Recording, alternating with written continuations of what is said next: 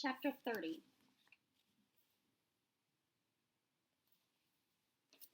Minli's feet pounded against the rocky ground, fighting the uneven earth as she climbed upward.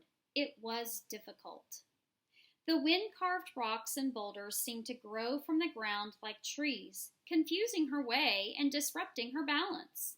Minli was so intent on her movement that she almost didn't notice a low growl. But she halted as soon as she heard it. The tiger! She could see the tip of its green tail ahead over one of the large misshapen rocks. Quietly, she grabbed a sharp-looking stone from the ground and crept forward.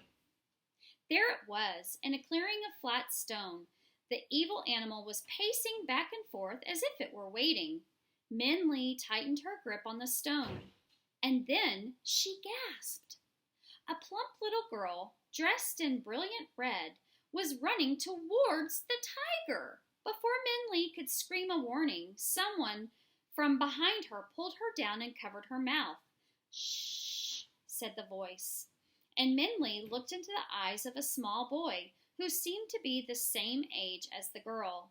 Underneath a gray blanket he was using like a cape, she could see flashes of liquid red or of quilted red clothing that matched the girl's.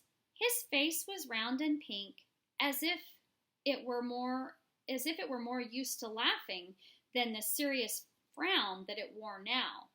She nodded at his panicked gestures to keep quiet. "Oh, great green tiger!" The little girl threw herself on the ground in a trembling kowtow before the beast. "Powerful spirit of the magistrate of my worthless ancestors angered. My brother and I were sent to you as the meal you demanded." The tiger roared furiously and the girl cowered. "I'm sorry," the girl said, her voice quivering. "My brother and I were sent to you, but on the way here, another monstrous beast attacked us. He took my brother, and so now there is only me." The tiger made an outraged sound. "Yes, another beast," the girl said. "This is what happened." And we hear the story the girl told the green tiger. And I promise it's going to be okay. Your message to the family caused an uproar.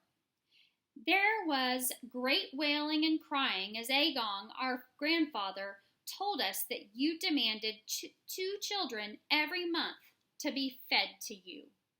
"It was payment for the insult our ancestors caused you," he said, "and if we paid, you would leave the rest of my family alone in peace." It was a high price, but we knew, with your immense power and strength, we could not disobey. So my brother and I chose to be the first 2 children. As the family wept, my brother and I left our home to go to you. But as we made our way to meet you, an evil beast jumped from the rocks. He looked like you, only not as strong or as mighty, of course. And he was dark, the color of a night shadow. He roared at us, but we trembled to the ground, and I cried out, "Do not eat us, beast! We belong to the great green tiger!" And the beast stopped his roar at my words. "Green tiger," he growled. "Yes," I said, "we are his dinner. We are not for you. If you attack us, you will make the mighty green tiger angry, and he will destroy you." "Destroy me? Ha ha!" The beast laughed. "The green tiger is an old weakling." "No," my brother protested. "The great green tiger is the most powerful beast of all. None can defy him." The beast laughed again. "A paper pig is more mighty than the green tiger. I will take you, but leave the other for him, pathetic dog that he is." And that's the story. And with that, the girl said, "He took my brother and dragged him to his cave." The girl burst into sobs as Minli stole a glance at the boy. The boy looked a bit sheepish, but again put his finger to his lips to be quiet. The tiger growled with impatience. As he disappeared, he said, the girl swallowed nervously at the green tiger's furious face. Tell the green tiger that his son, the king, left you out of pity for his poor, feeble father. With those words, the green tiger roared with such rage that even the stones seemed to shudder. Minli quaked, and the boy held her arm even tighter. I can show you where his den is, where he dragged my brother, the girl quivered. The tiger nodded at the girl with narrowed eyes, seething with fury. Shaking, the girl got up and began to lead the tiger away from the clearing. Minli, with the boy beckoning, silently followed.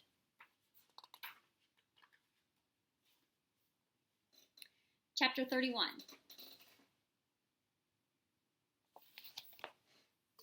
Minli and the boy followed from a distance, past sharp rocks and jutting boulders. The girl finally stopped in another clearing. It was only when Minli and the boy pressed up behind one of the rocks that she realized it was once a stone carving, and the clearing was the ruin of an abandoned house, now mostly worn away by the wind.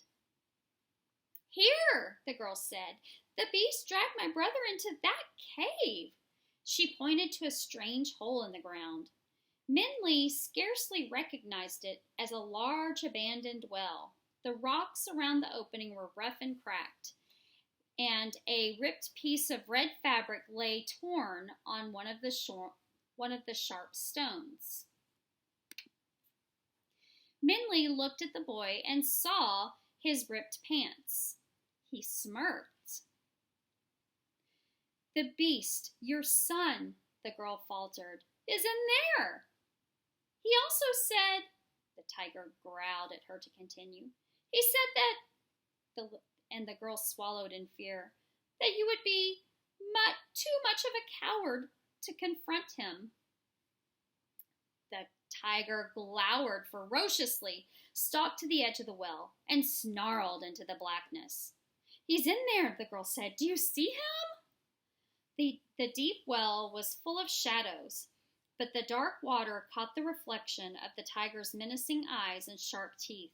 Full of wrath, the tiger growled at his own reflection, thinking that it was a black beast. As the reflection growled back, the tiger gave a furious roar. The roar echoed back. That's him, the girl said. He's mocking you. Outraged, the tiger clawed the stone ground and snarled again, even louder and angrier. How dare he, the girl said. He insults you, your own son. The girl's words and his own echoing roars set the green tiger off into a frenzy. The air seemed to be charged with his uncontrollable fury. Every hair on the tiger seemed to jut like sharp spikes, and his teeth and eyes glittered like the cutting edge of a knife. He gave a deafening roar that bellowed, filling the sky with thunder. At its sound, the girl fell to the ground, and Minli and the boy covered their ears. The tiger bared his teeth and claws for an attack, and when the roar echoed back, it overwhelmed him with wild rage. Finally, the green tiger gave one last roar and leapt into the well. The girl, boy, and Minli stood frozen as the air filled with roars and the sound of splashing water. Then, suddenly, the wind carried one last howl into the sky, and then there was silence. Minli stared in disbelief. The green tiger was gone.